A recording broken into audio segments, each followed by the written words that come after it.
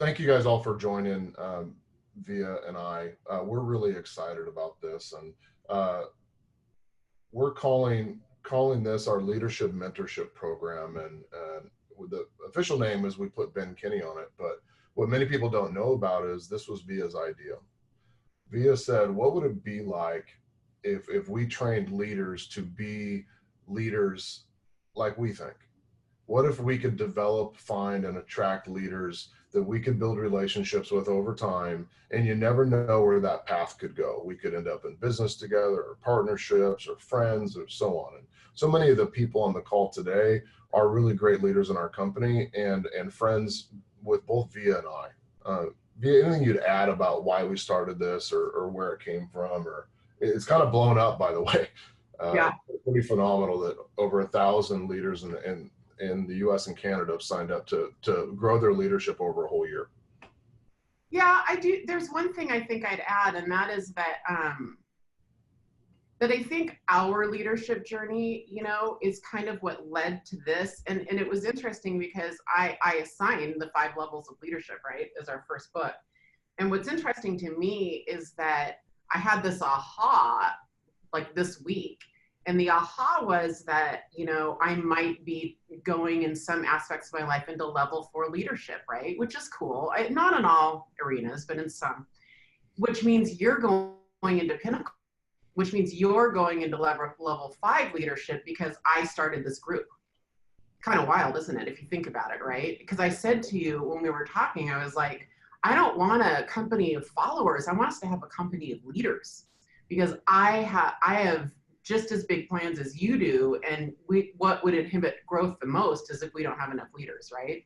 So when this started, it was really for our people. We're going to be honest. I was like, I really think we need more leadership training for our people. And then I started looking at how you and I operate, which is that we pretty much share everything we know, and we thrive on that. We thrive on teaching and coaching to that. And I thought, well, why would we do that? It's so much better if you have a community of people who are committed to getting better in one area. And so that's kind of how this started. I guess you said that already, but I think it's pretty cool. Yeah. Well, for those of you guys that don't know this, I met Via, how many years ago do you think it was that? I think it was 6 or 7 years ago now. And when Via and I met, like most people that meet me, I don't think we really liked each other. And by that, I mean, they don't like me. But over time, I got the opportunity to coach and mentor Via and help her build a big business to over $70 million in closed sales volume and having a great life.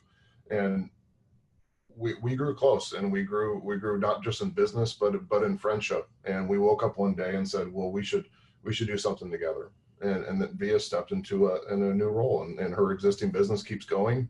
And that's the cool thing about leadership is when you start building things, those things can keep going as well, and you add something new to your life.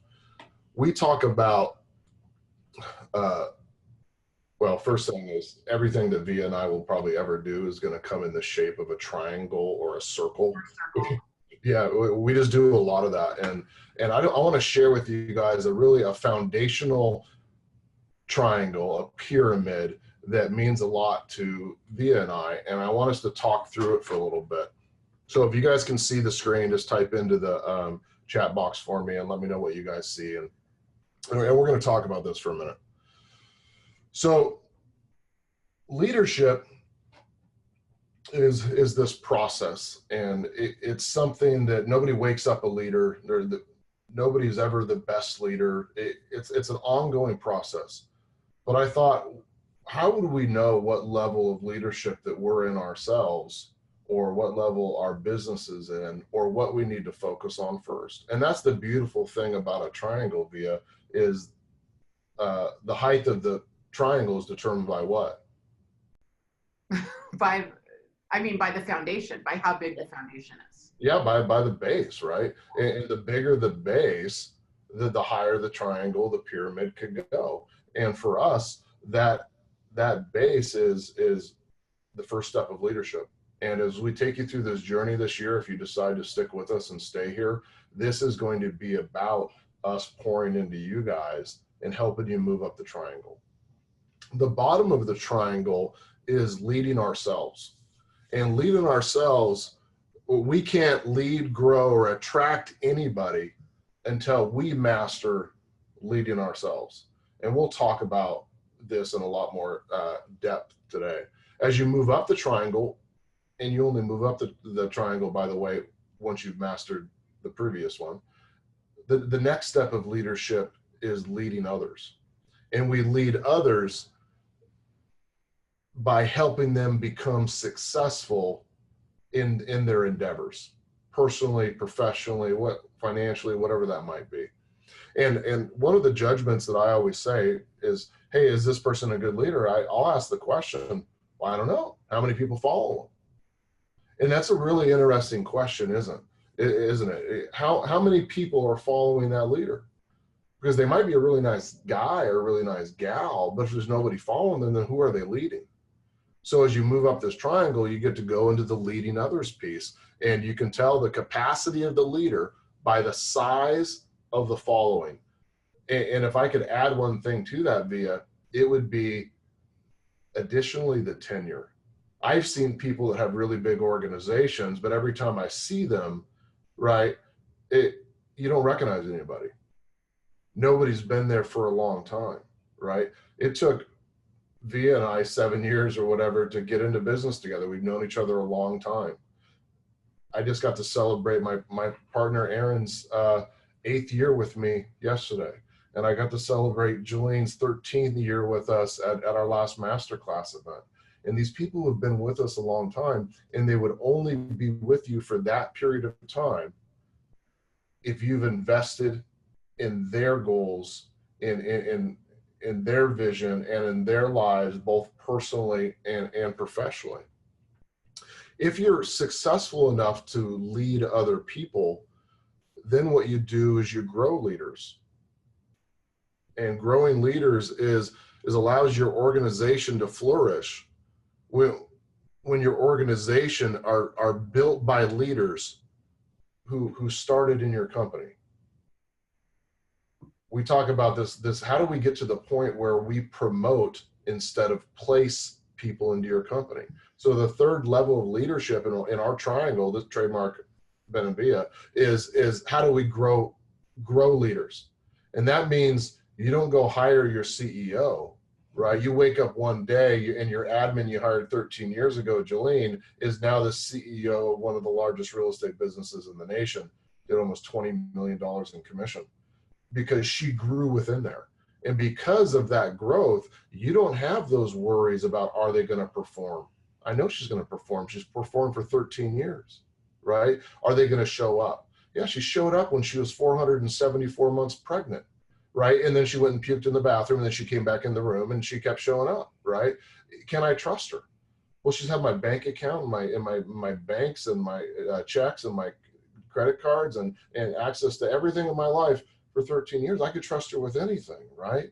Does she get results? Well, of course. And you have such confidence in that placement because they grew with you. And they grow with you because they look around and they say, hey, they're leading other people. Why would I go somewhere when I see other leaders are being made in your company? And why would I go somewhere else? Because I see you leading yourself in a way that is something that I want to have in my life. I want to be successful financially or personally or professionally, whatever that is. The person will follow you as long as you're going in the direction of their goals and their dreams. And last, the pinnacle of the pyramid is attracting leaders. How do leaders raise your hand and say, I already have a really, really big life and a really, really big business, and I'm unrecruitable. I've never wanted a job, and I don't need money, but I would like to do something with you.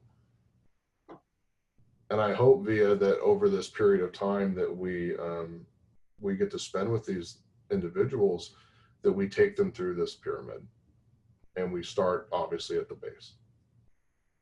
Yeah, and this is great, and to that point, Ben, this is how, so everybody, this is how we're going to structure the year.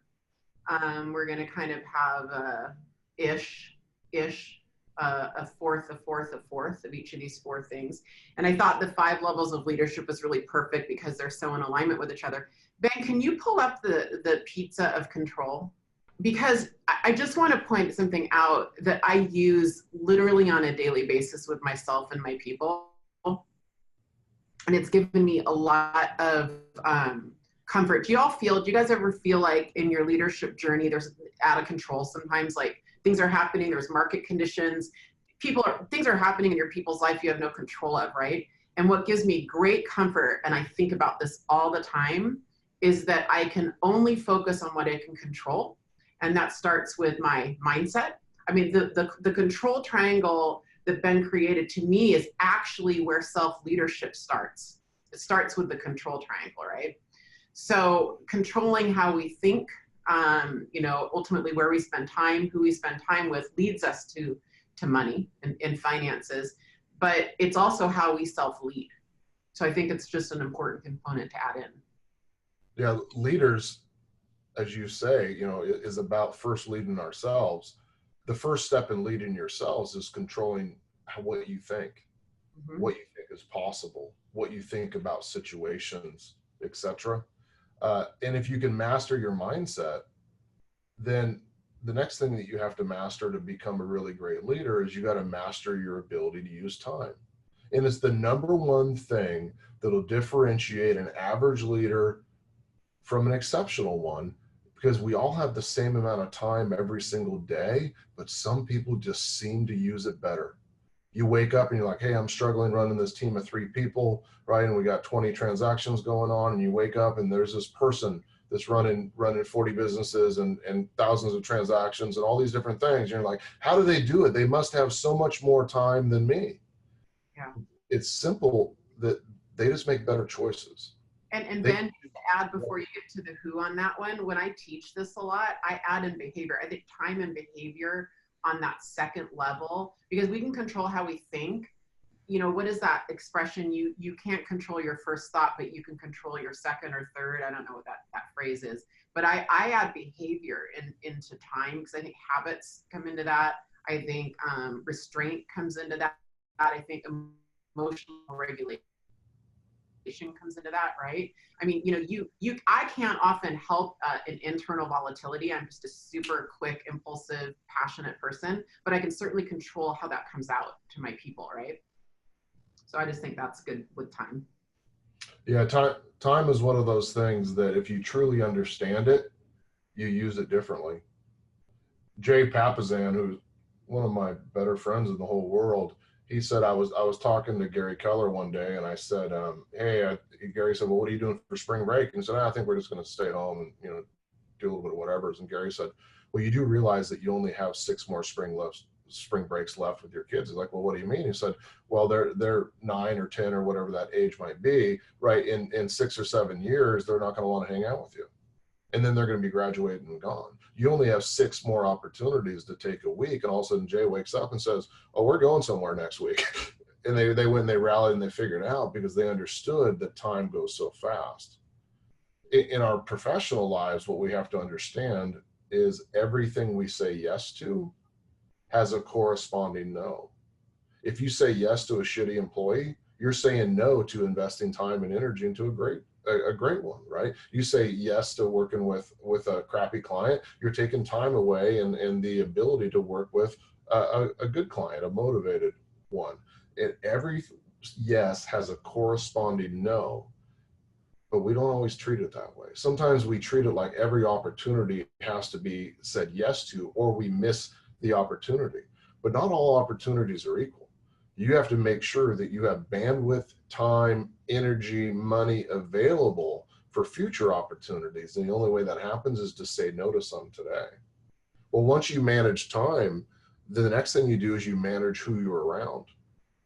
The number one, I think, reason, if you look at some of my partners who come and work with us, the companies we buy or they join us in our different ventures, the number one reason, Via, that they do it is because leadership is lonely. It's not that they couldn't do it on their own without me. It's that they just don't want to. We don't understand how big of an impact it is to have somebody next to you that can be your partner in business. And for those of you guys that are happily married or have a person in your life that you truly love, you understand the value of going home and having somebody to talk to, and having somebody to share, and somebody to vent, and somebody to punch and hug and do all those sort of things that people do. But in business, a lot of times we don't have that. We don't have that person, right? Do you remember what I texted you last week? I was gone. I had a girls' weekend, and in fact, some of the girls are on here, I think. And I've been a lone ranger for a long time, right? I used to joke that I was unemployable, right? And so I started working with you, 6 months? I had my 6-month anniversary Monday, by the way. Missed that one. And I texted you. Do you remember what I texted you?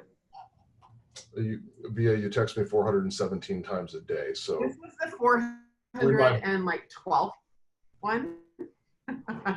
I got to the airport. I got to the Dallas airport, and my phone started loading. You know how like I just had a really bad cell signal, and Ben had been leading our group because I was gone, and he knew I was gone.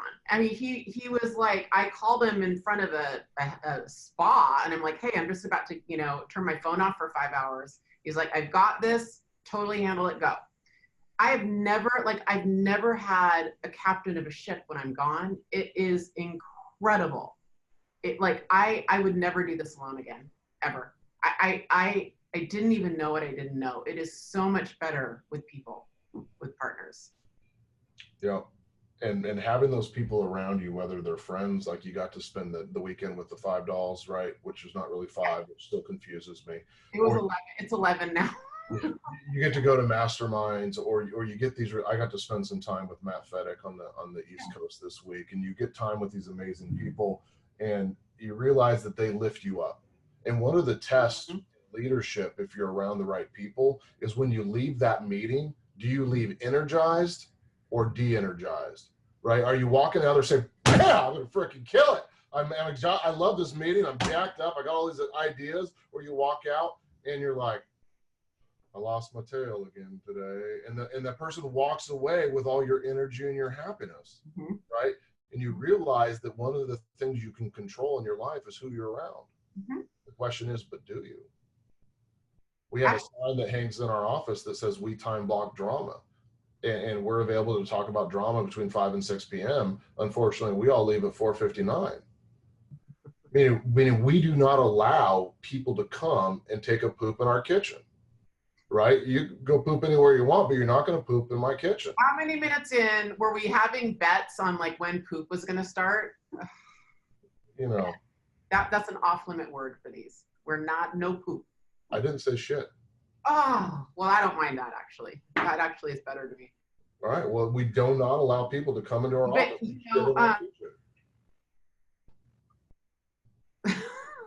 Miguel just said he's surprised he said poop and not shit. Thank you, Miguel. Well, the last thing we control is how we use our money. And when we use our money effectively, we understand that if we put $1 here, we don't have $1 to put here. Not every property is a good deal. We can't buy every piece of real estate. We can't invest in every business. We can't buy every stock. Everything is a choice, and you can control that. Now, what's cool is when you master these 4 things, the base of the triangle expands, your thinking expands, what you can do expands, right? You get more ability to use your time through leverage, etc. You get more ability to be around better people or get better coaches or mentors or friends or whatever that might be. And all of a sudden now you got more money, and the cycle continues. And that is really the base of our leadership triangle that we started talking about today, which is leaders lead themselves. I wrote this message via one of our meetings. You can see it on the screen. Leadership is the commitment to and execution of your mission, vision, and values in the organization. Leadership is the commitment to and execute of the mission, vision, values of an organization. That's your job as a leader. Now, if your company or business or organization does not have a clear, empowering, and energizing mission, vision, and values, then you can't even start being a leader. Leadership is taking 100% ownership of the results and the failures while always giving 100% of the credit to other people. Leadership is I'm looking for an acronym for shitty, so I don't say shitty. Leadership is the worst job out there because you take 100% responsibility financially, for results, for failures, and you give 100% of the credit away to your people. And then some people say, well, I'm not signing up for that. I guess I don't really want to be a leader. But that truly, that's what leadership is. Mm-hmm. I read this in a book once. This isn't me, but leaders go to the front of their troops. This might have been Gary that shared this or said Gary this. did it when he interviewed me. He said this. Yeah. Leaders go to the front and set the vision, and then they head to the back and they start pushing.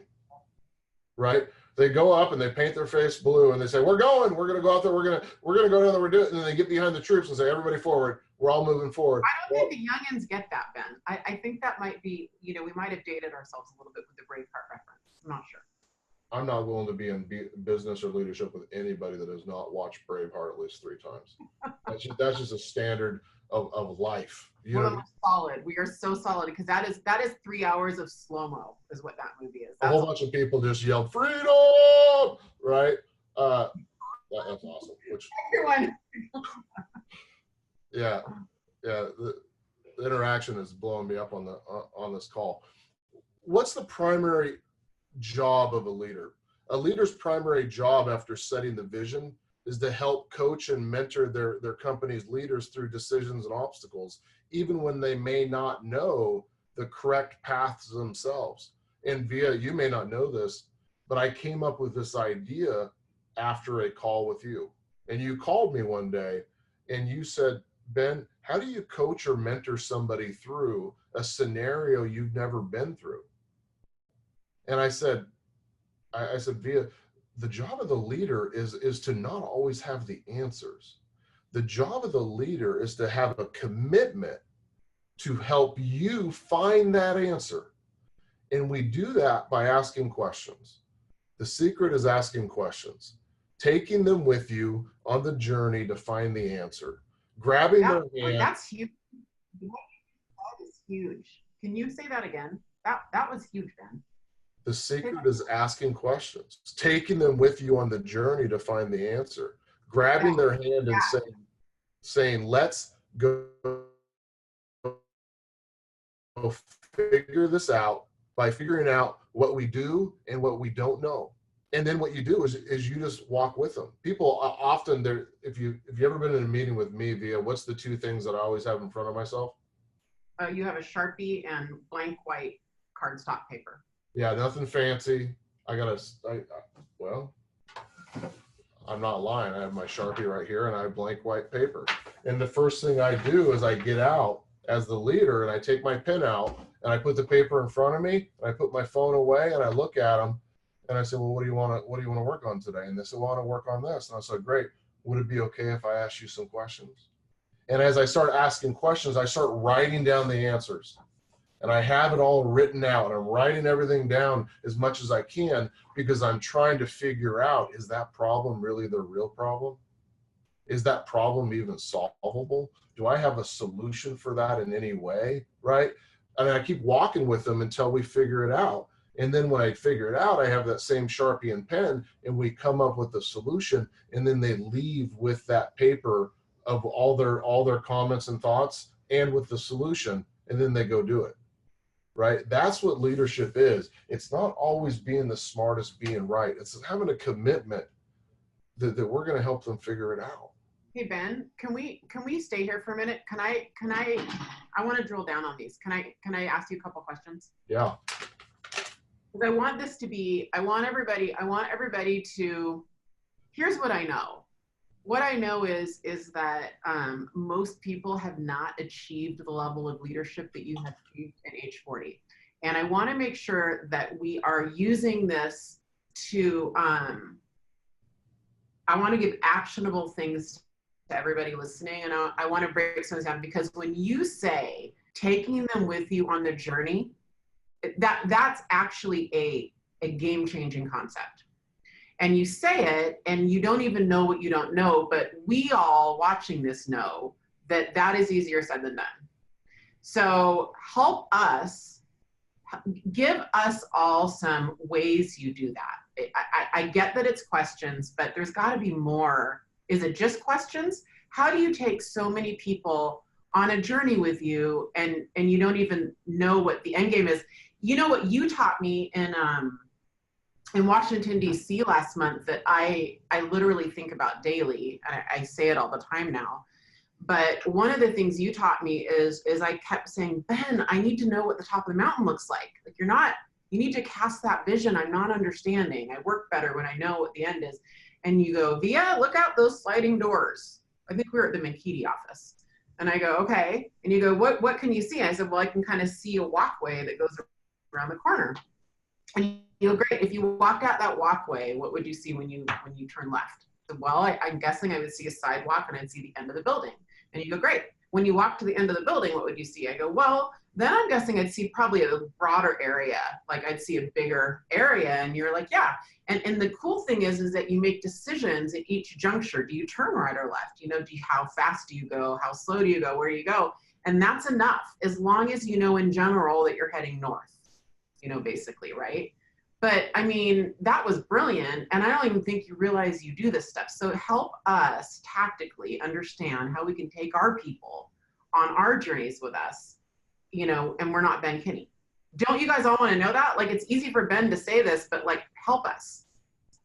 You know, that analogy that I gave you, Via, it's been a thought in my head for a lot of my adult career. And I remember one of my best buddies in the world saying, you know, I don't know if I'm going to go to college. I don't know what I want to do yet.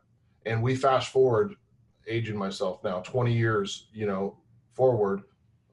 That's a little bit of a under exaggeration, a little bit over 20 years forward. And you go forward, he's still in the same exact spot doing the same exact thing because he doesn't know what he wants to do. And I just made a commitment was I don't know what I want to do, but I know it's not staying here, right? People think the scariest thing in the world is to go try something. The scariest thing in the world is waking up in the future, realizing you're still where you're at. And you never know what doors open or what opportunities there are until you start walking somewhere. And even if you walk the wrong direction, you'll still see more doors than you do from just sitting in that room. And that's the lesson. How do we start walking? What direction are we going, right? And how do we stop from freezing? And we'll tell people often that we complicate things to justify our inactions. We come up with all these things that we need or want or should know or got a plan or we need a spreadsheet or an org chart or whatever that thing is. And until we do that, we can't do anything. I just say, let's go. We'll figure it out, right? And it's messy sometimes, and I probably tick my people off from time to time because there is mess in that. But we get a lot further than people that sit back and plan their entire life and they never take action. Okay, so that was amazing, and I want to drill down more. I want to unpeel the onion one more layer, because what you described was really great self-leadership. And now I want you to go deep and tell us how you started bringing people with you. I have a process in my head of when I sit with somebody that wants mentoring or coaching or help or whatever, or sometimes they don't even ask for it and I just want to give it, which happens from time to time. What I'm looking for is what is the problem, what is their button, and what is the plan. So they sit down and they might say, you know what my problem is? My problem is I need more leads, or I need more business, or I don't like this, or I'm having an issue, whatever that might be. And I ask enough questions because the problem they present is not normally the real problem. And I try to identify what's the real problem. And you could have somebody and that might show up in business in this way. They come in and they're really upset with you or really upset with the company and they want to quit or they want to raise or whatever that might be. And they're being mean or they're not being themselves. And you feel like if you address those issues that it would solve it, but then you address it, they leave and they come back a couple months later and they need more money or they have more problems or whatever that might be. It never fixed it because that wasn't the real problem. So when you start doing that, I start off by asking the question and say, well, what's going on in the rest of your life? How are you doing financially?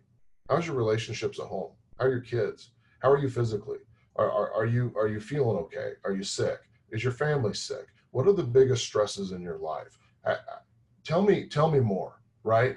And I get down, and you might realize that their issue with your company is actually the fact that they don't have money, they have a gambling problem, they're sick, their wife has cancer, their parents are getting a divorce, whatever those things are, and you can't solve their other problems until you help them realize that that isn't actually their problem, right? And then I look for the button, and the button is, what is it about that individual that would motivate them to do something they don't do on their own? And those buttons could be things like accountability, or meaning that they're unaccountable to themselves, but when paired up with somebody else, they won't disappoint them. It could be that they're not motivated by money, so they have to tie money to something they could be motivated by. It could be that they don't want to be seen publicly as a loser, or they want to compete. Everybody has a different button, but I try to find it. Often, it takes me saying things that nobody's ever said to them to get them to take action. And remember, that's my job as a leader. And I might say, hey, Via, I understand that you're having some issues and your business isn't where you wanted to do. How much money did you make last year? Okay. How do you feel about that? How did that affect your family? What did your spouse bring in? Right? It sounds like your spouse is bringing the majority of the income. How do you feel about that? Do you actually want to change that? Are you sure your behaviors are not seeming like you want to change that? Are you really committed to changing that? Would you go home tonight and say, honey, I'm going to change that? I'm going to make a promise to you that we're going to fix this, and here's the new plan. People don't understand. They just talk a lot. They don't understand that dreams, right? Dreams and goals are often confused. Goals without a plan are just dreams. It's only once you identify the goal and come up with a plan and then make it public so you can be held accountable that those things actually get accomplished. So you got to be willing to go through that process of identifying the real problem, figuring out the button that would help them take action, and then helping them create a plan to go forward. Do you think anybody can become masterful at doing that? How much is your success skill? Be honest. How much is talent? I mean, how much of this has come naturally to you from the get-go, and how much of this is learned? I mean, have you always been a leader? Like in high school, were you a leader?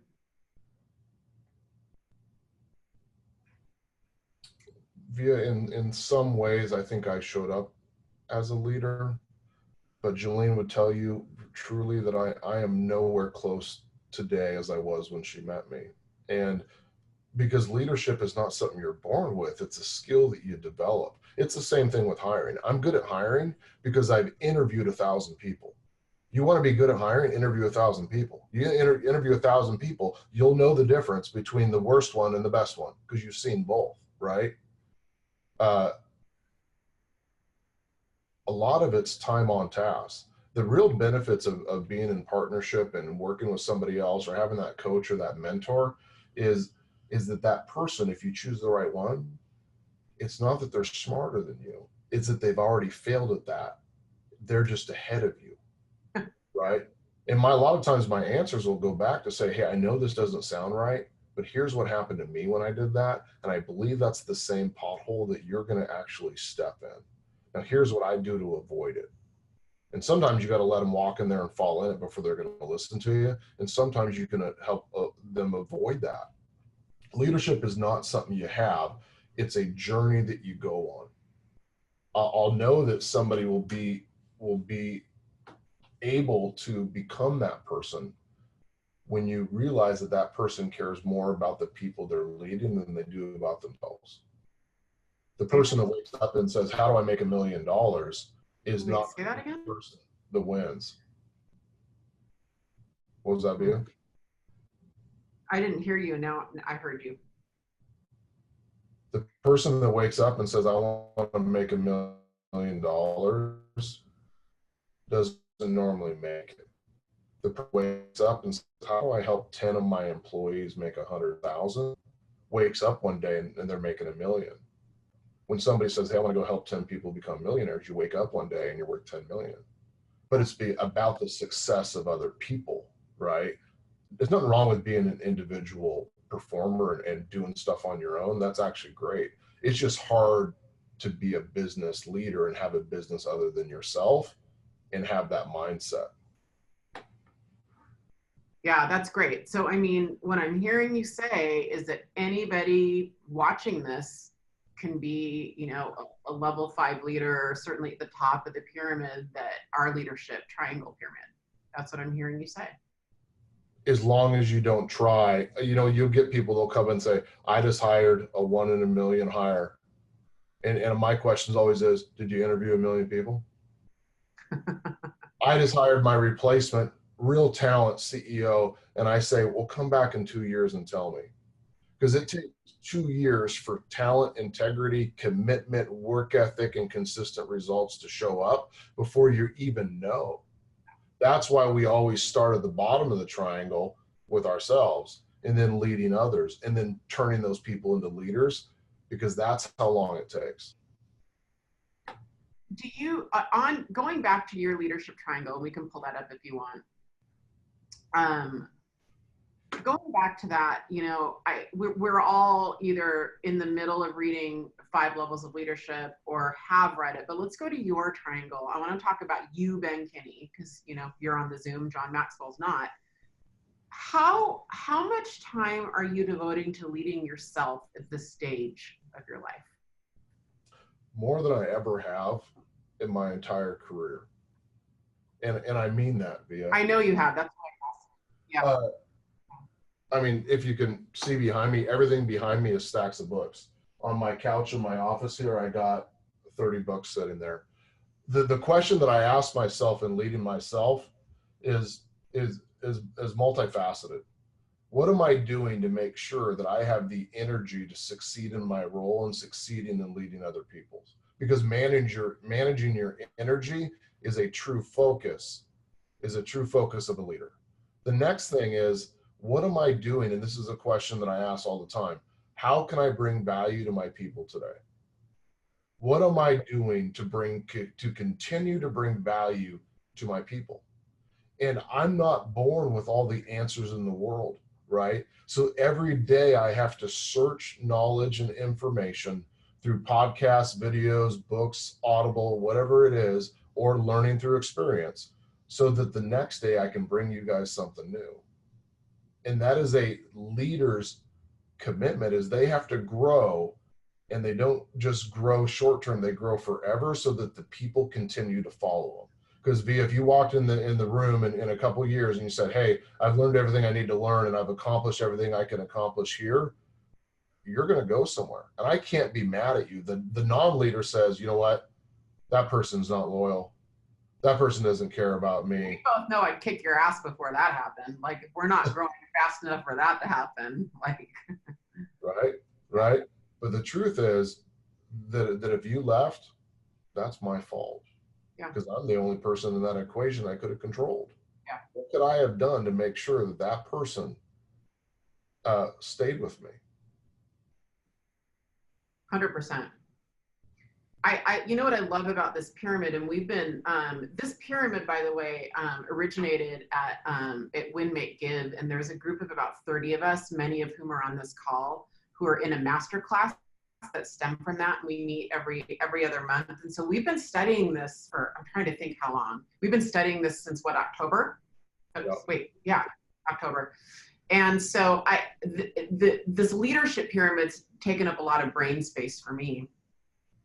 And I think what's amazing about it is that it goes from, you know, it goes from first of all, the concept of self-leadership, I had never really internalized until we started going over it in a master class. I had never really internalized it.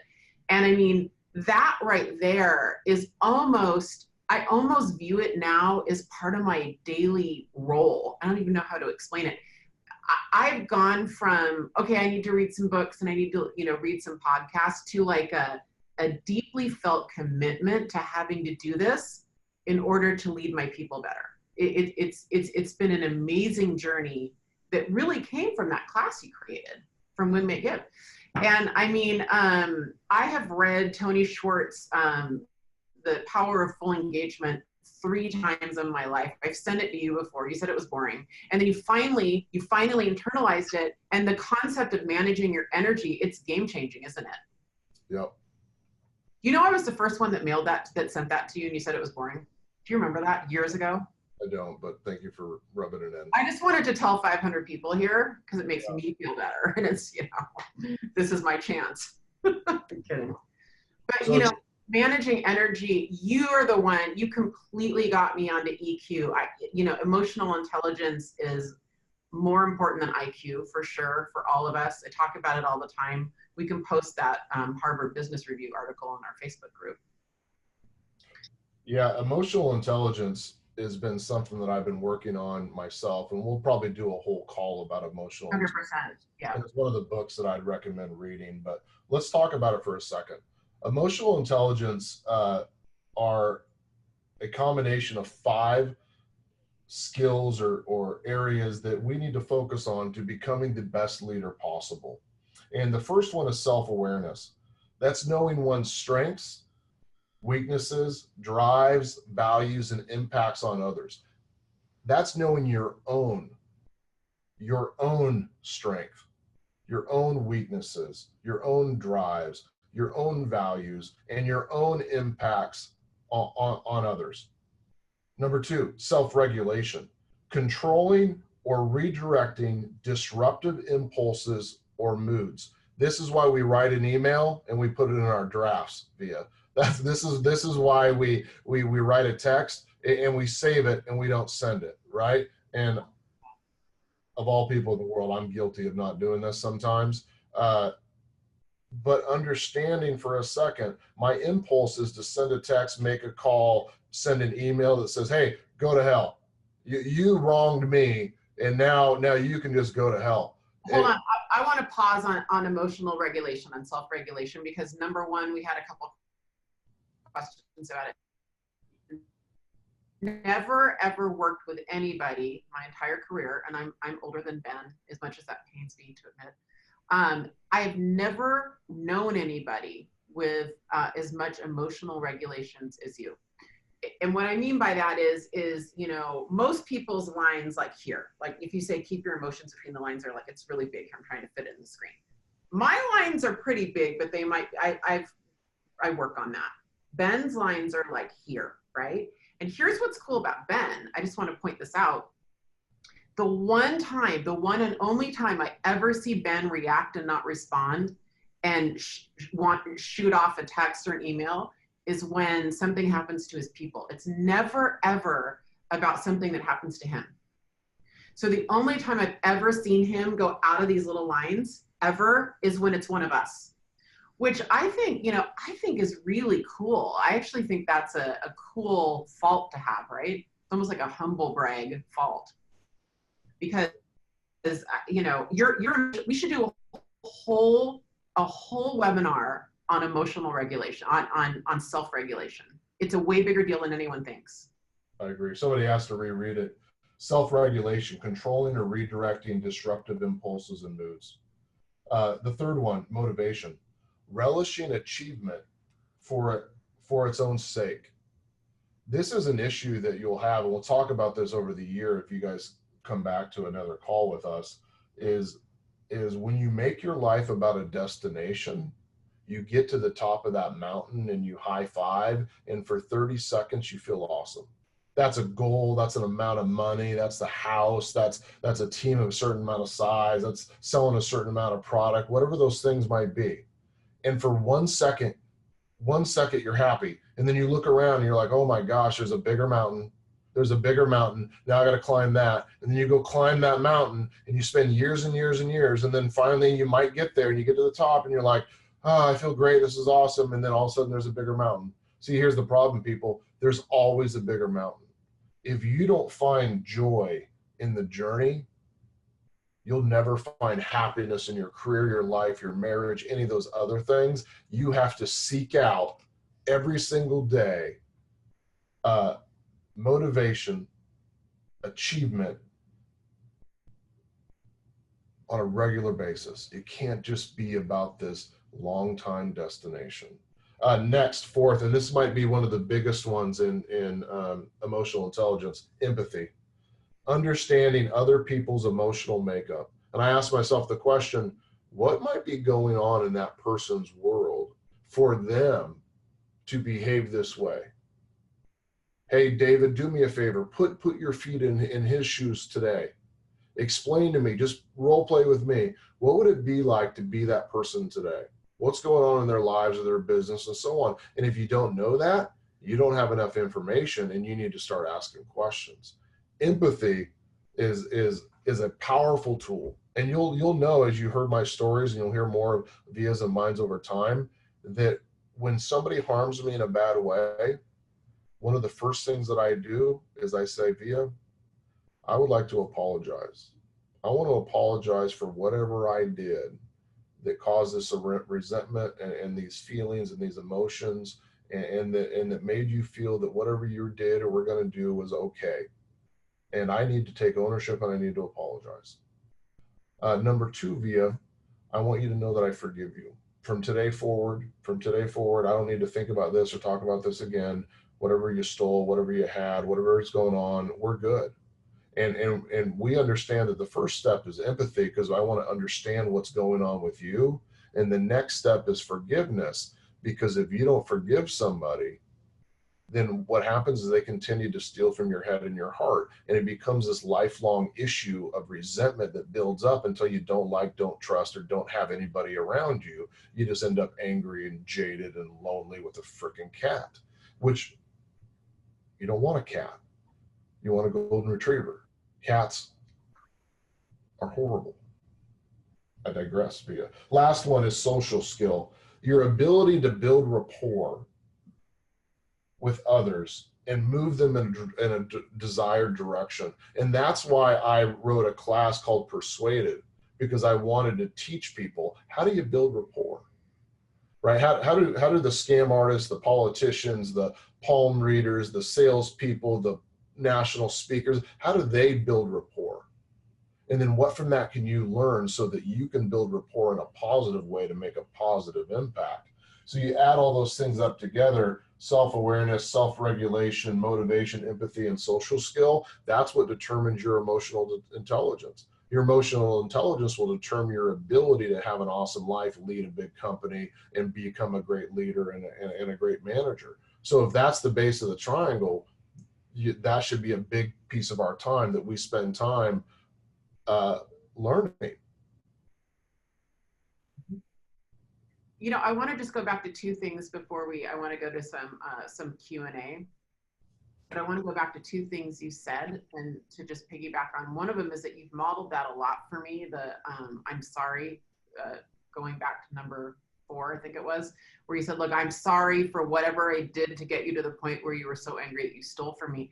And for any of you on this call that are with Keller Williams, you know, I'm on the front of Outfront magazine, and I'm on the front of that magazine because I've probably failed more than most of you here. So it got me in the cover of a magazine, which, you know, that's a little bit of a mind warp, isn't it? And I remember this person, I came into my office on a Monday, and she had $10 million of our listings cancellation paperwork, and she took down my business in a day. But she actually didn't take it down. I took it down. I was the cause of that. And I remember I had all these sympathy. My phone was blowing up, and everyone's like, "Oh, you poor thing. I'm so sorry." And what I kept saying is, well, no, clearly I did something to cause someone to be so angry at me that they're going to steal 10 million in listings. Like, people, this is on me. This isn't on her. I mean, she's got some DNA in this, obviously, but I modeled that from you. I mean, I completely got that from you, because you really do that. The other thing I wanted to pull out of that, I just didn't want to interrupt you because you were on a good flow there, but this, what I'm about to tell you, has been a game-changing concept. I got it from my coach, John Cheplack, last year, and he said it to me about a year ago at a time when I was at a significant crossroads of my life, and it led me actually to working with Ben. And he said, stop being so focused on the outcome. Don't get attached to the outcome. And I was like, I know that expression. I've said that for years. He's like, but you're missing the second part of that. Listen, if you guys, this is a game changer. And he said, don't get attached to the outcome, get attached to the process. Get fiercely attached to the process. Use the energy that you usually use to drive outcomes, and I do, and put that energy into the process. And it, to Ben's point, when Ben shows us mountains and how we get to the one mountain and then the next mountain comes and we're never really there. When he describes that, I can take that manic energy that I usually have to get to the top of the mountain, and I can channel it into the process I'm in, and it is a game changer. Self-leadership, all of the stuff we're talking about, that if you're a driver like me, you can channel that energy. It's like a Jedi mind trick into the process itself. And it has been less than a year. My life has completely changed. It completely changed with that concept. So I just wanted to add that. If you, I'll give you guys a link to come out to an event we're doing in April called Win, Make, Give. But before I do that, I want to talk about it. Not the event. I want to talk about one of the speakers. This is one of the single best books that I've ever read in my life. And I want to read something that's on the back of that. It's called The Captain Class. It's by Sam Walker. Sam's coming out to Bellingham to speak to everybody in April. And here's what it says. The 17 most dominant teams in sports history had one thing in common. Each employed the same type of captain, a singular leader with an unconventional set of skills and tendencies. Drawing on original interviews with athletes, general managers, coaches, and team building experts, Sam Walker identifies the 7 core qualities of the captain class, from extreme doggedness and emotional control via, to tactical aggression, a hunter via, and the courage to stand apart, told through the riveting accounts of pressure-soaked moments in sports history, the captain class, blah, blah, blah, blah, blah. What was interesting when you read this book, it wasn't the coach that made the team.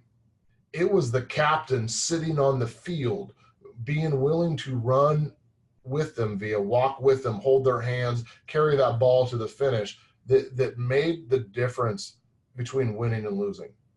And it is something that I'm obsessed with. I'm obsessed with winning.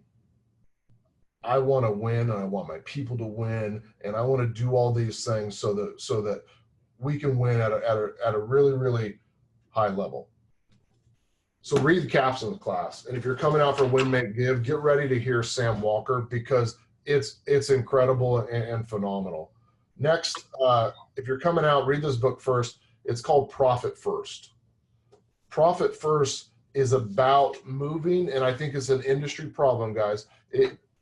Across all industries, we need to move away from having gross income to talking about net, and not just net, but I'm talking about building wealth. And in leadership, as we get through this year, we'll spend time talking about money, but towards the end, we'll really talk about it. Wealth is the ability to do what you want with who you want, when you want. And that's why we're here. We want to build businesses, become leaders, to build wealth so that we can do what we want with who we want, when we want. And that's by Mike, and he's got a really big long name that I can't pronounce because I can barely spell. And he's written a bunch of books: Profit First, Surge, The Pumpkin Plan. Phenomenal author, one of my other favorite authors. He's coming out to Win, Make, Give as well. So if you guys come out there, please. I'm going to throw a registration link in there if you guys want to come. It's the last week of the discount to come to the event. So if you want to come out, it starts April 1st at Monday night, and then all day Tuesday and Wednesday. And then for the special VIP group, if you choose to be there, it's a private all day Thursday event. So that was your sales pitch. But more, I wanted you to listen to those books. So Via, take us to the next subject. So Bob, I promoted Bob. Bob, what I'm hoping we can do is have those people who want to ask questions, that we could pull them on as a panelist. Is that something you can do? I can try. I can certainly try, Via.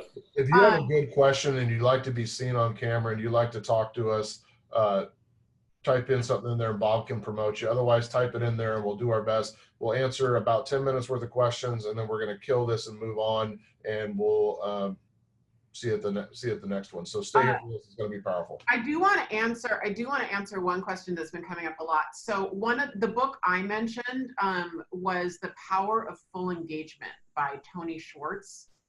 And look, I'll just share with you, I've seen him speak. I've read the book 3 times in the last 15 years. And it's a boring book that will change your life.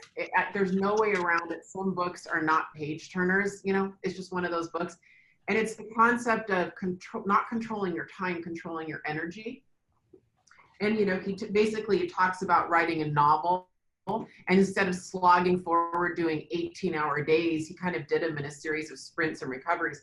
And actually, Ben teaches a lot of that content in Win, Make, Give and in Masterclass about, there's a group of us that are really, really working on recoveries. You know, how can you build in 5-minute or 30-minute little re-energizing recoveries in the middle of your day when you're kind of powering out. So it's amazing stuff, I think. We'll put a link to all the books in the Facebook group. Aaron will take care of that for us, and we'll put a link to the Win, Make, Give there as well if you guys want to come. But do we have any questions or things you guys want to talk about? Or jump into the chat and just ask a question so we can move faster. Yeah, I got a question. Somebody asked about how do you keep your energy level so high? Is that something we're going to, like, will we have a course on that at some point this year? Or you maybe want to give them a couple of tips on that? So one of the questions Bob asked is about how do you manage energy? Oh, well, you want to answer? You want me to? We'll do a whole call on this. Chris Suarez and we made a class on this called Time and Energy. Time and money, energy and focus. Energy and focus. And we'll do a whole session on it because it'll take about an hour. But really the secret is noticing your highs. And your super high energies, you're actually not that productive. You're bouncing off the wall. You're a little bit manic, right? And your super high lows, you have a lot of problems. And if you can learn to notice, keep your medium range. So when I know that I'm going through that spot where I'm going to be grumpy or low energy or whatever that might be, I do things to change it. I'll go walk. I'll listen to something. The other day during the middle of the workday, I went to the frickin' movies and watched a movie by myself because I was not in that state. I needed just some time to get me back. And I came back and I was jacked up and ready to go for the rest of the day. So it's about controlling your highs and your lows. Yeah, and it's also about, you know, no one wants me to say this. This is the worst part of the whole webinar, but it's about eating right and exercising, both of which, you know, full disclosure, if we're being vulnerable, I suck at right now. And it's important because what's been happening to me lately is, you know, I want a great, big, huge life, and I don't have the stamina for my own life. So, you know, wrap that around your head. When you don't have the stamina to do the activities for your own goals that you set. Think about that, little mind. So, you know, I do think that energy, you know, stems from your physical and spiritual and emotional thing. The other thing I would just add to that, Ben, is that I used to think, like, you know, self-care meant I went and got a mani-pedi, you know, and what I now realize self-care is, and what feeds me spiritually is truly alone time, when I can contemplate, when I can be in nature, when I can give myself white space. So one of my big things that I've worked on throughout the last 6 to 12 months is just inserting white space in my life, which actually ironically means less podcasts and less audibles lately. It's nothing. I just allow myself to chill more. I think Winnie the Pooh said it best, Via. Winnie the Pooh, when asked, when he heard the statement, nothing is impossible, he said, I do nothing every day. Yeah. Amen. Yes. You got another question?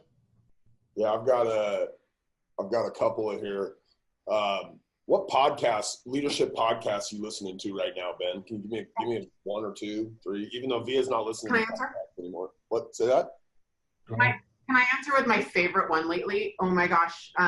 Ben and I both love the same one, but Andy Stanley is my latest favorite. And oh my gosh, I'll post it in the group. His podcast on the 4 things that you need for a team. Like, I listen to it over and over again. Yeah, it's powerful.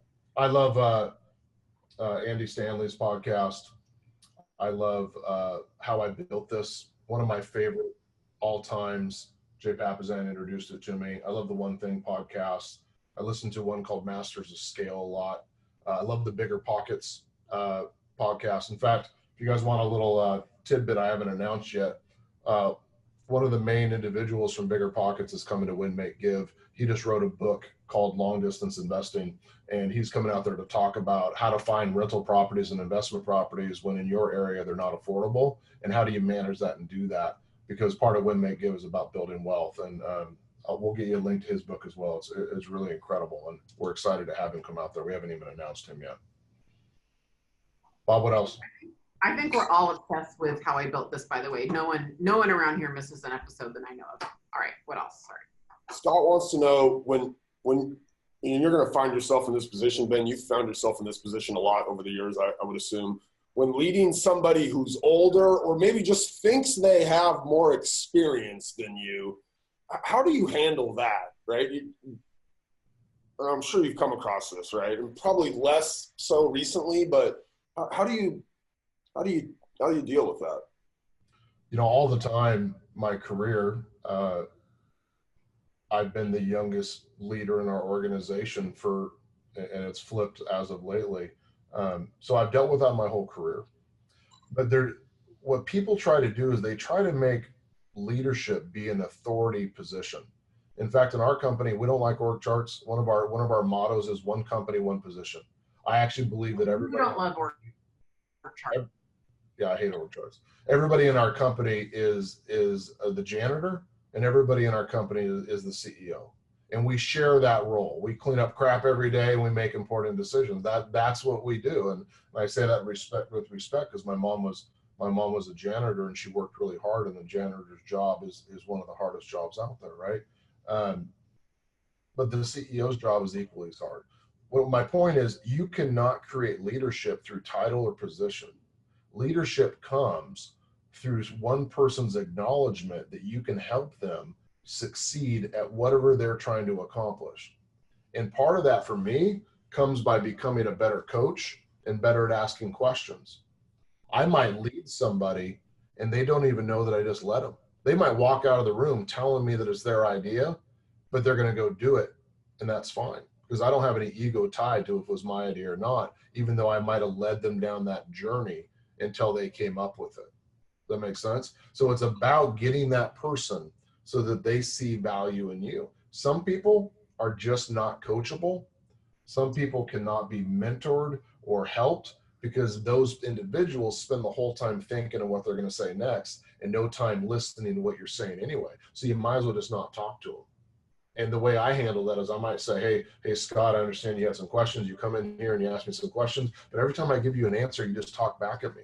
So it sounds to me like you don't really want an answer from me. You just want to tell me about your problems. Am I reading that wrong? Do you really want an answer? Are you just coming in here to vent and tell me all your ideas, right? Some people will spend their whole life wanting to look smart and feel good, as opposed to showing up and say, I'm here to provide value and help you. Jolene did a good job in our career growing up together in business by saying there's no stories. When somebody comes in and no, there's no stories. Don't tell me the story. Just tell me the exact problem. Let me give you an answer. Now, do you think that would work for you? No. Okay. Why wouldn't that work for you? Have you thought of it this way?